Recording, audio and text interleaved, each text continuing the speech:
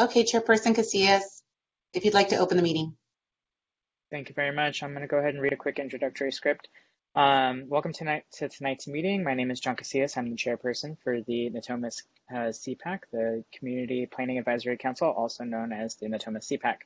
CPAC members are volunteer citizens appointed by the Sacramento County Board of Supervisors. The councils shall be advisory only to the county agencies. The purpose of the CPAC is to encourage citizen participation in the planning processes, provide local forums, and to develop and propose community goals and objects, to serve as a local sounding board for new proposals offered by county staff, and to assist the county planning agencies and the Board of Supervisors in carrying out approved community plans in the county's general plan. The function of the CPAC may include updating community goals and plans, develop and propose community improvement programs, review and comment upon proposed amendments to the general plan, specific plan, zoning changes, conditional use permits, and related zoning matters. Advisory recommendations are forwarded to the hearing bodies, including the zoning administrator, the subdivision review committee, the county planning commission, and the board of supervisors. Our meetings are always open to the public and are listed in local neighborhood newspapers, posted at libraries and meeting sites. Courtesy notices are also mailed to property owners and current residents within 500 feet of the project based on the address on the record and posted on the county's website. Alma, I'll pass it over to you so you can do the CDC statement. Thank you. This meeting is live streamed and temporarily closed to in-person public participation. The clerk's office is in the process of hosting hybrid public meetings that will provide board members and members of the public with the option to participate in the meeting either in person or remotely. Thank you for your patience and support. To make a verbal comment at today's meeting, dial 916-875-2501 to provide your contact information. When the chair opens public comment for a specific agenda item or off-agenda matter, callers will be contacted by phone and transferred into the meeting to make their public comment. Written comments are always accepted. Send your email comment to boardclerk@saccounty.net. Your comment will be routed to the board and filed in the record. That concludes my comments, and I do need to take the roll. Please go ahead. Member Baines?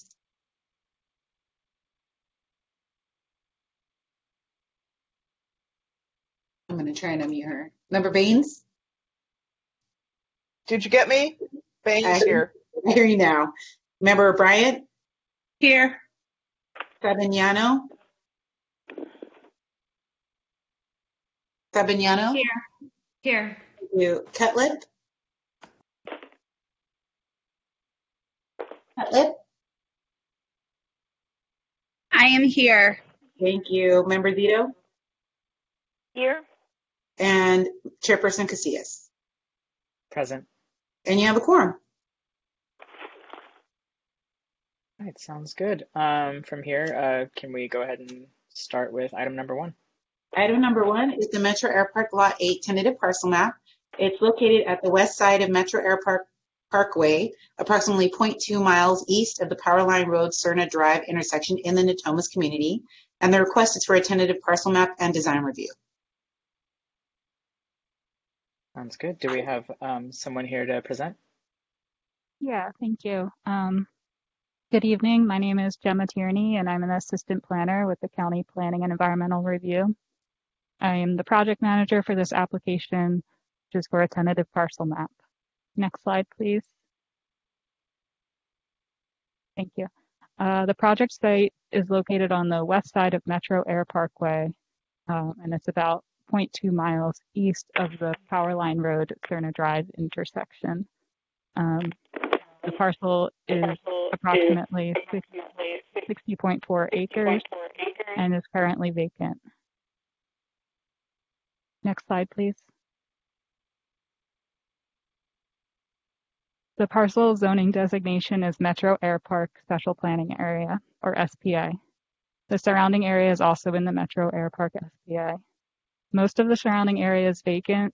However, there is an Amazon fulfillment facility to the north and a Walmart distribution center to the west. Next slide, please. Okay, so there have been a few non-discretionary design review applications for warehouse facilities,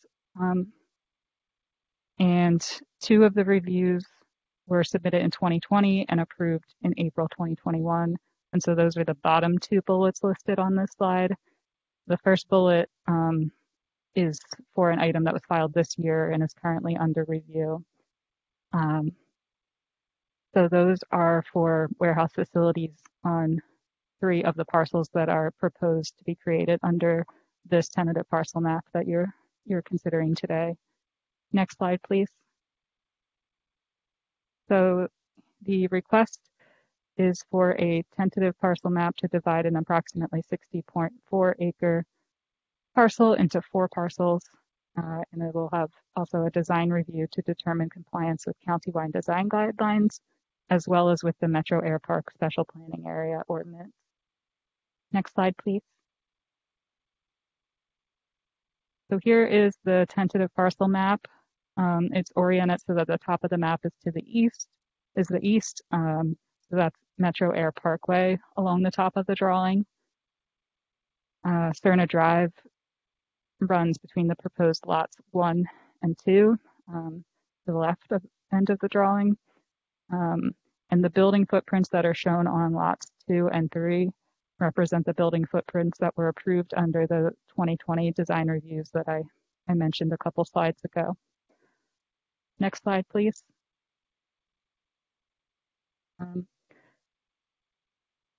So this tentative parcel map was reviewed by the Design Review Advisory Committee on August 12th, 2021. The committee recommended that the project be found in substantial compliance with the countywide design guidelines and with the Metro Air Park SPA ordinance.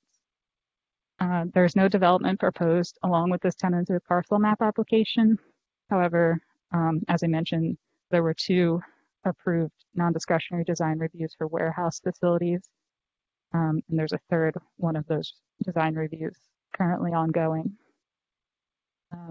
And the 4 proposed parcels, their lot sizes range between approximately 4.76 acres to approximately 23.21 acres. Finally, the final hearing body for this tentative parcel map is the Subdivision Review Committee. Next slide, please. And that concludes my presentation. I can take questions, and representatives or members of the applicant team are also on the line for questions. Thank you. Thank you very much, Gemma. Do any of the CPAC members have questions at this time?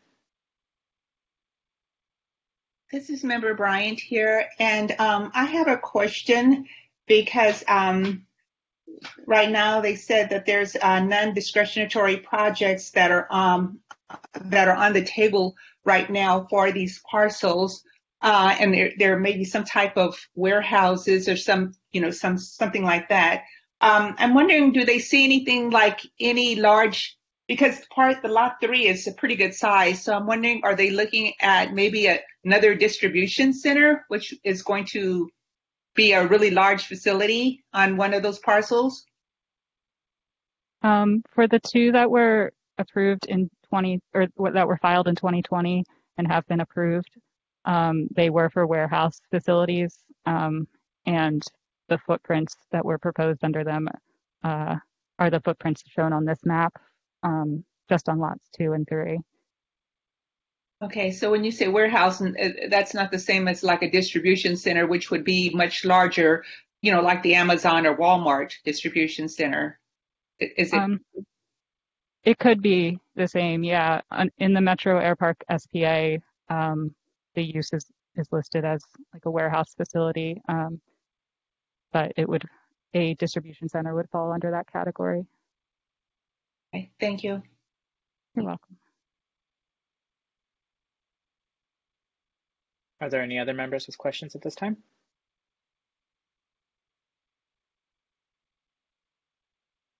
Alma, do we have any public comment? We did not receive any public comment for this item. I do believe that Stan, and forgive me if I'm going to mess up your name, Meti is on the line, or Met on the line for the applicant. Sure. Sir, would you like to make any comments at this time as well?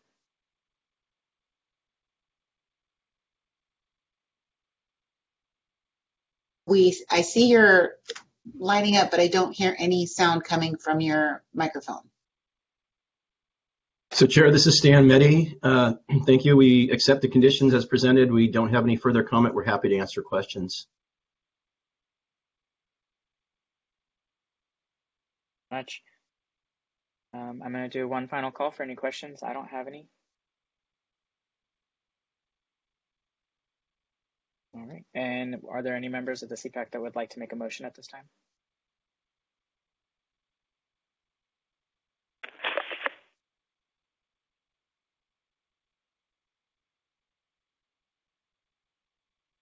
Okay, I will go ahead and make a motion. Alma, please assist me in forming this, but it does look like there are two items that we are going to be kind of recommending approval of potentially.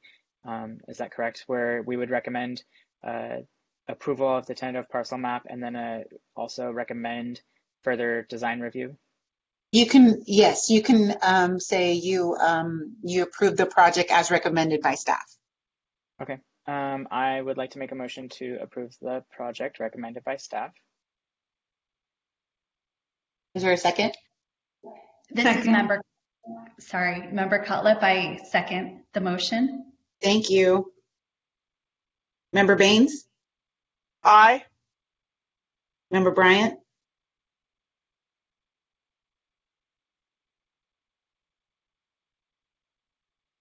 Member Bryant? Oh, aye. Thank you. Right. Member Cutlip? Member Cutlip? Aye. Sabignano? Aye. Zito? Aye. And Casillas? Aye. And the motion carries with all members voting yes. Thank you, Alma. We can move to item number 2. Item number 2 is the 3103 GH Cottage. It's located at 3103 Garden Highway in the Natomas community, and it is a request for a use permit. Thank you. And it looks like we have a presentation. We do. Good evening. My name is Emma Patton. This evening's meeting is going to sound like a Dr. Seuss book with Gemma presenting just before Emma. So that's kind of fun. But I'm the lead planner for the Garden Highway project. Next slide, please. Wonderful. For those of you following along at home, if you navigate to planningdocuments.saccounty.net and enter the project's control number or application number, which is PLNP 2021-00036, you'll be able to view the project materials. Next slide, please. The project site is located at 3103 Garden Highway in the Natomas community. Garden Highway is to the east of the property and the Sacramento is to the west. Next slide, please.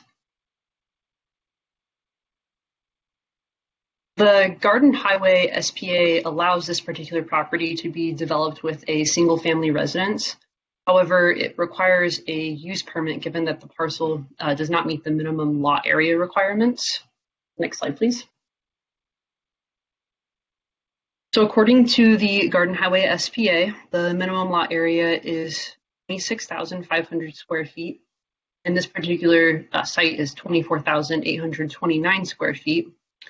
The applicant is proposing to demolish an existing structure that's on this site and construct a 2,400 square foot single family residence, which will include a 680 square foot garage and a 300 square foot patio. The proposed siting of the residence complies with the setbacks of the Garden Highway special planning area, and the site will feature a driveway which will allow vehicles to turn in such a manner, or turn on the driveway in such a manner so as to not require backing up onto Garden Highway as they leave the property. Next slide, please. The proposed residence will be elevated on piles. The height of the residence from the levee will be approximately 19 feet 6 inches, also in compliance with the special planning area. Next slide, please. On this side, we have some floor plans for the proposed residence. The applicant is proposing a 2-bedroom, 1.5 bathroom home with a great room game room, a kitchen, and a 2-car garage. Next slide, please. This slide features the proposed elevations of the residence. The east elevation there will be the elevation visible from Garden Highway. So that concludes my comments on the project. This evening, you will be making your recommendation to the zoning administrator, who will be making the final determination for the project. The applicant should be on the line, and when the CPAC directs them to, they'll be able to answer any questions that the CPAC might have or add some additional comments related to the project. And I am also available to you for any questions you may have as well. Thank you. Thank you very much, Emma. Before we move on to the applicant, are there any questions for Emma, who just provided this presentation, from the CPAC members?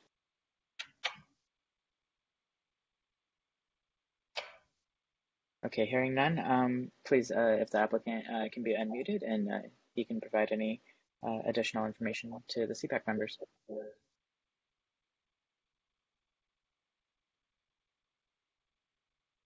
I believe it's John Credit.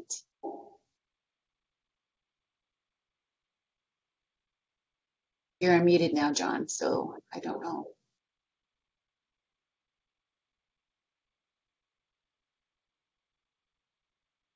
Can you hear me now? Yes, sir.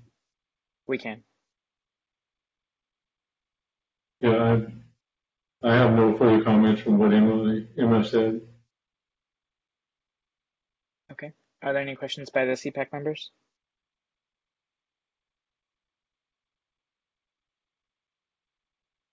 This is Member Cullip. I just wanted to double check if the project being proposed, if it is on a site, on a parcel with already an existing home, and this is a second ADU, or this is actually would be the main residence? This will be the main residence. Okay. Thank you for clarifying. And just to confirm, the residence that's currently there is going to be demolished. Is that correct? Yes, it is. Thank you. Are there any other questions by the CPAC members?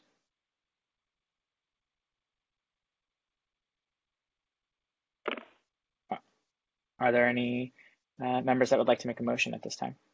I'm sorry to interrupt Chairperson Casillas, but just to let you know, put on the record that there are no public comments. We did not receive any verbal or written public comments for this item. Thank you very much. I skipped over that. Sorry. That's okay. Yes, I move staff's recommendation. This is Member Baines. I will second.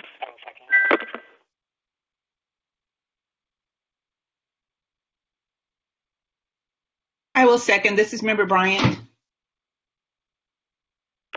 Thank you. So I have a first by Member Baines and a second by Member Bryant. Member Baines? Yes? Member Bryant? Yes, approve. Yes, thank you. Member Aye. Bryant? Okay, Aye. thank you. Member Cutlip? Savignano? Aye. Zito? Aye. Casillas? Aye. And that's a unanimous vote to approve the recommendations by staff.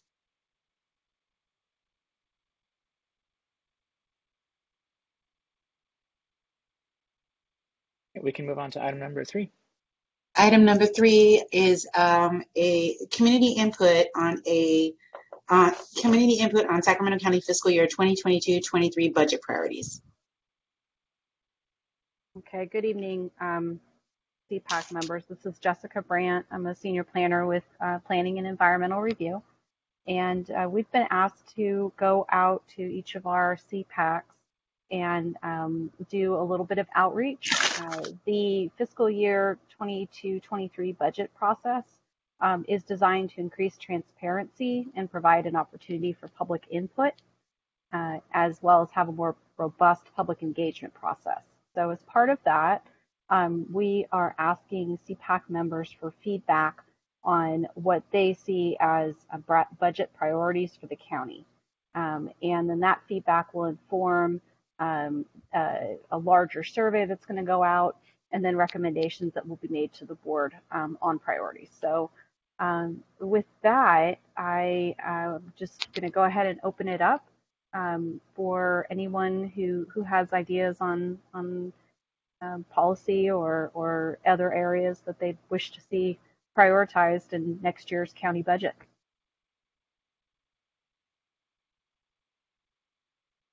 Thank you very much. Are there any input from the CPAC members?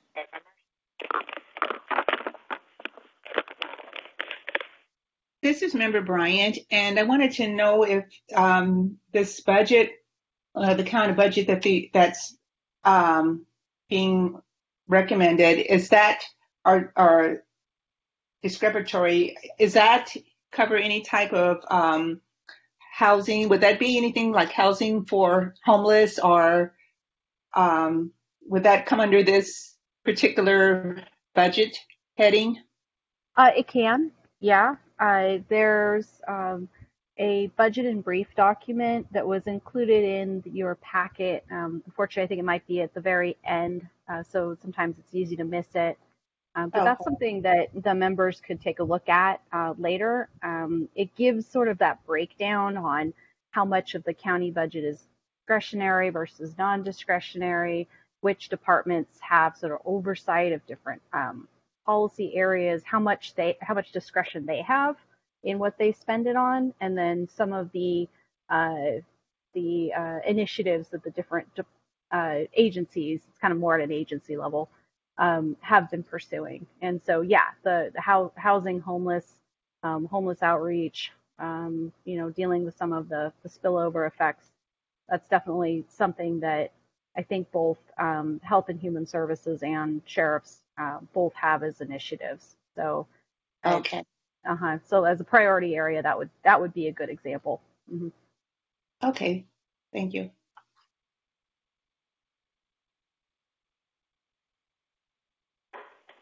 And I have the document in front of me, so I was just going to provide a quick breakdown. So it does look like it is broken up into Health and Human Services, Public Safety and Justice, Land Use Development and Transportation, General Government Support Services. Actually, it might be part of this additional presentation that's there. Public Utilities, Economic Development, Civic Services, and Parks and Rec. So those are the different breakdown areas, and it provides additional slides that breaks down those items even further. So I highly recommend taking a look at this document. And I'm sorry, I forgot the presenter's name, but Jessica. I know you mentioned, thank you, Jessica. I know you mentioned that there's going to be a wider survey. Is that going to be a survey that goes out to the general public, or is that coming back out to these different advisory councils, or can you kind of explain where that survey would go? So my understanding is it would be more of a general public survey. My guess is that they'll try to get that out, and in all of various means, social media, website. I don't know. I'm sure once it gets released, we'll be asked to remind folks that it's there, ask folks to take a look at it.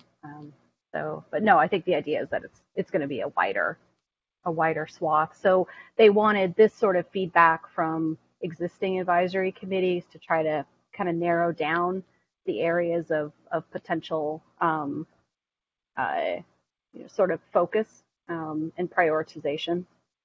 So items like housing homeless or safety issues. We've had folks talk about in other CPACs. Heard from members who are interested in prioritizing resilience work for natural disasters. So it's that kind of, I think, large feedback, kind of big picture feedback that they're looking for now. Thank you, Jessica. Yeah, it does not come as any surprise to me that the two larger categories are for Health and Human Services and Public Safety and Justice. I do like hearing that other CPACs have had suggestions about emergency preparedness. September happens to be Emergency Preparedness Month, and I work for an emergency management agency for the state. So it's great to hear that we're receiving comments like that. That is something that I would suggest if we're trying to look for some feedback, as I would suggest, especially with Natomas being right along the river, we might want to look into more of a preparedness aspect. But that would be my main 2 cents. I haven't really run into any issues with public safety. I feel like Natomas is one of the better areas. We seem to have a lot of services that are out there and available. So I think that's pretty much my 2 cents. But I open it up to any other board members that or CPAC members that would like to provide some feedback. Yes, I had a question about sustainability. My assumption is that it would be embedded within the specific areas that were carved out as part of the budget allocations. But I do kind of wonder, there may be an opportunity to carve out a specific part of the pie here for sustainability efforts, whether that be supporting community-wide efforts or specifically in addition to any municipal operations the county might take to increase their sustainability from an operations standpoint. Oh, that's actually really a good one. We are in the process of interviewing folks for a new sustainability manager position with the county.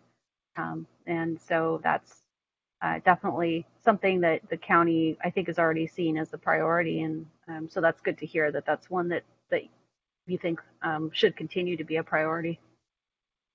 Absolutely, and continue to be a priority to help support that new person coming on to the role, so that they're actually able to implement some work versus just operating at a very high level, granular level.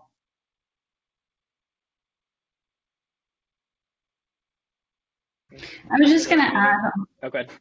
Oh, sorry. Yeah. I was just going to add something I think about, as I think about the last year and, I'm assuming some of these funds are federal dollars that were given to us to the county because of the recent pandemic so I guess on that point, or I guess that's a question. And then if that's the case, then I guess I think that providing some sort of priority for workforce development, especially for communities that were most impacted by the pandemic, continue to work as essential workers.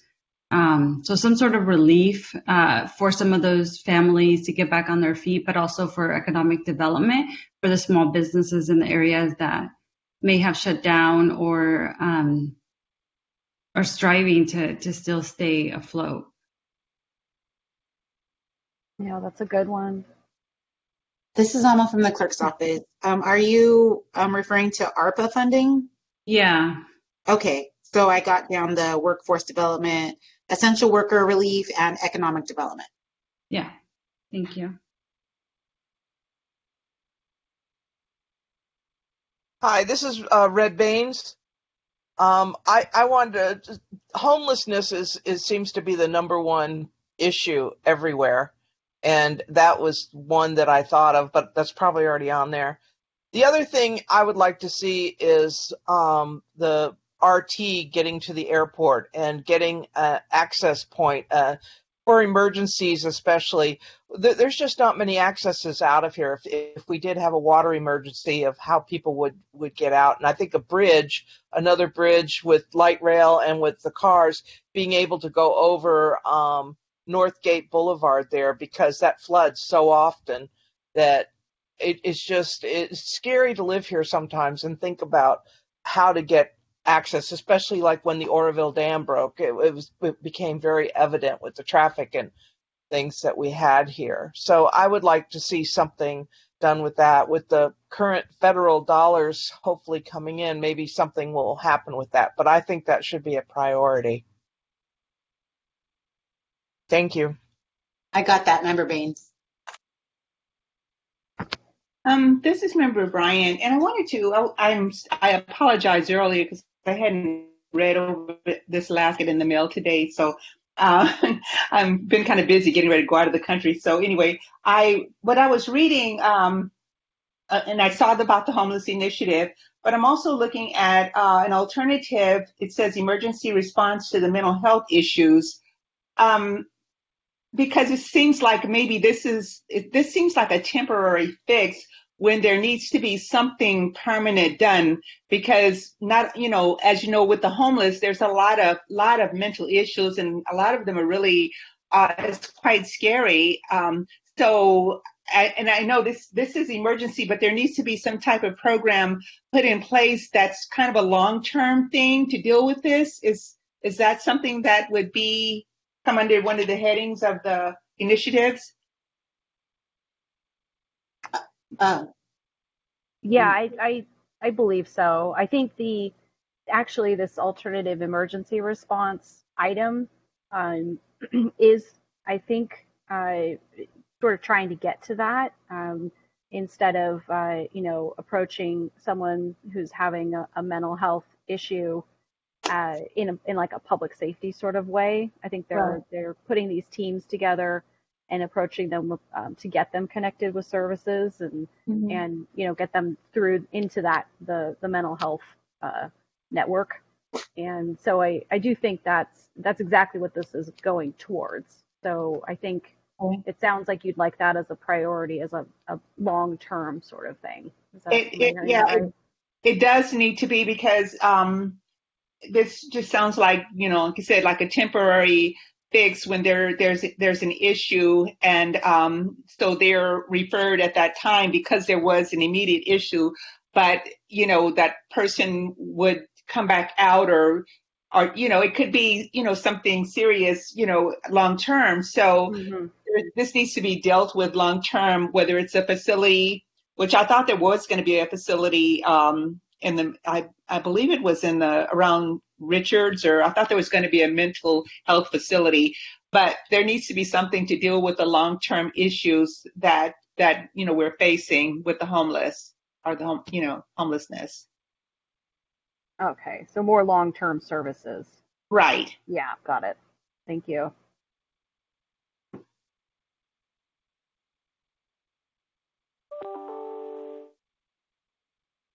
Great. Any additional comments from CPAC members or presenters?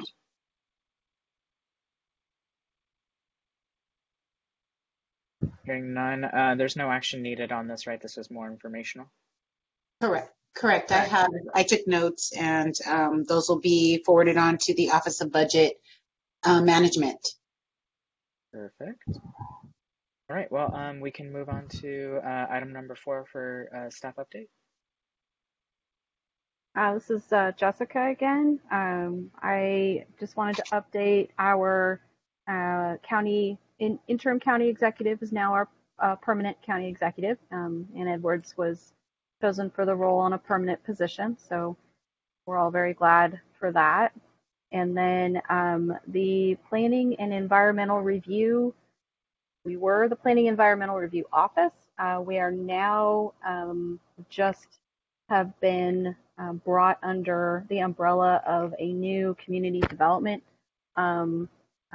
department. And so I think we'll end up a division under that. And we'll be joining our brethren in building, code, and engineering under that department. And I think they're recruiting for the department director right now. So just an update as well. I think that was all my update. Thank you. Very cool. There's a lot going on. Chairperson Casillas, I have one more. I think a few of the members were not on the call when I announced about the new clerk. So Eric DeLosta used to be the clerk for the Natomas CPAC, and he has been promoted to another position, and a position in a different department. And so now the new clerk for Natomas CPAC will be James Curriston, and he's on the line now, and he's presenting the PowerPoints. And so I just wanted to introduce him and you all to him as well. Thank you very much. James, did you want to say anything?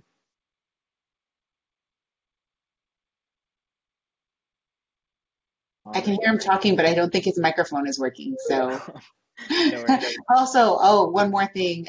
Rochelle Rolanka is the new CPAC coordinator. And so we are working on training her. Stephanie Townsend also promoted to another county department. So the new coordinator is Rochelle Rolanka. And if you have any questions, you can send Rochelle and I emails regarding anything you may need. Sounds good. All right. And are there any, I guess we can move to item number 5 if there's no more updates.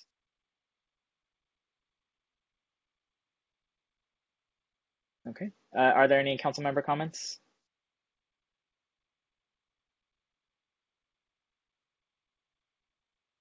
All right, like I mentioned a little bit earlier, the only thing that I was going to mention is that September is Emergency Preparedness Month. We do have the Sacramento County Emergency Services Office, so they do have a website. Feel free to Google. We also have the State Office of Emergency Services, where you can find a ton of information regarding emergency preparedness for Californians and Sacramento specifically. That's all that I have. Alma, have we received any public comments since the meeting started? No, we have not received any public comments. Sounds good. I will make a motion to adjourn.